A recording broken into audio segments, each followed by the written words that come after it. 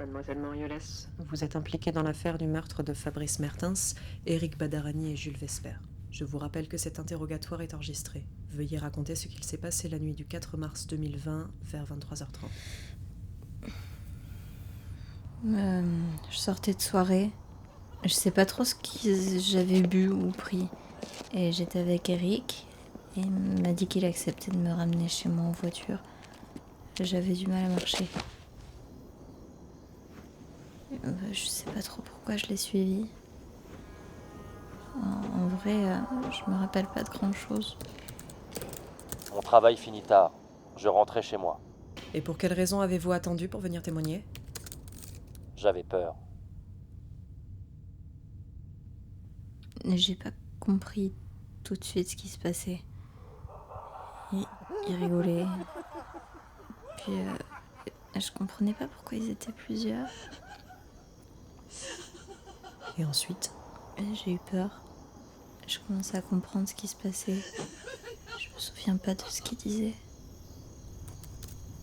J'étais inquiet. Je voyais pas bien ce qu'il faisait, mais j'ai compris assez vite. Et vous ? Qu'est-ce que vous faisiez ? Rien. J'étais paniqué.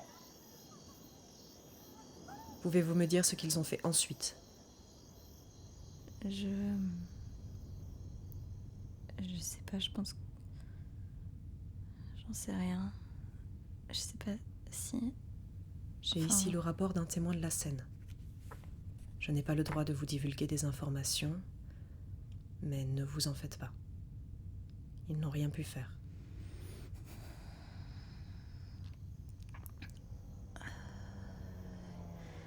C'est là que j'ai vu une lumière s'allumer. Et tout s'est arrêté.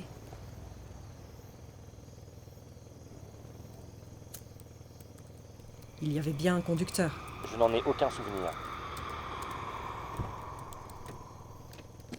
Je sais que quelqu'un était là.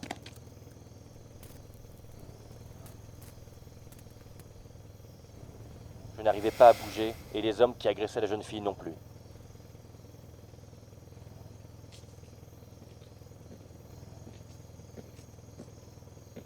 Je me rappelle même pas l'avoir vu, il a pas dit un mot.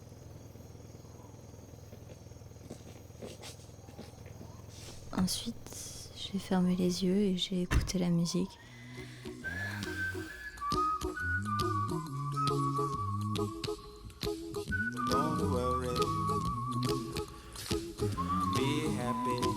Et quelques instants plus tard, quand il a retiré le casque, on était devant chez moi. Après, je me souviens que du réveil.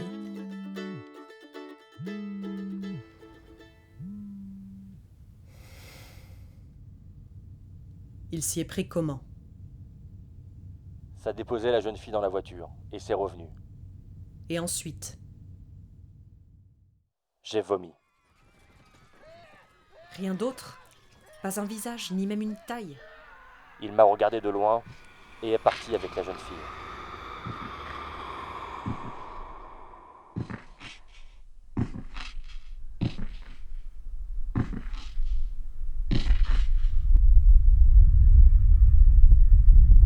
Par le silence, tu demeureras un spectateur.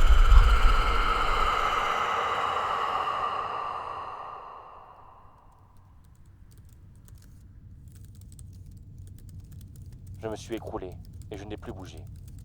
Les urgences m'ont retrouvé le lendemain, à côté de la scène et en hypothermie. Le choc et le froid auraient touché mes cordes vocales. Merci pour votre témoignage, ça aidera à l'enquête.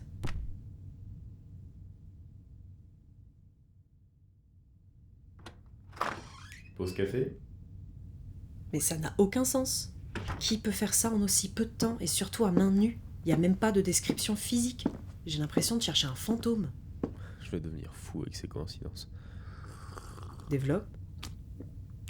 L'autre jour, mon mec me fait lire un scénario dans lequel il y a un truc qui tue des mecs pas bien, tu vois.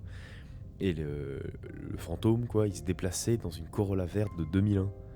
Mais il se souvient pas avoir lu ça dans les journaux. Je te jure, ça m'a fait bloquer. Commence pas avec ça.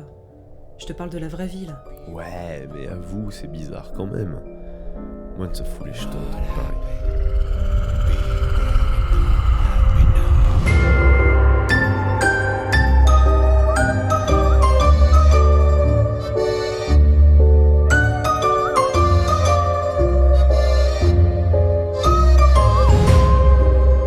Be worried, not happy. Are you even listening to what I say, my friend? Take my good advice. Follow my path.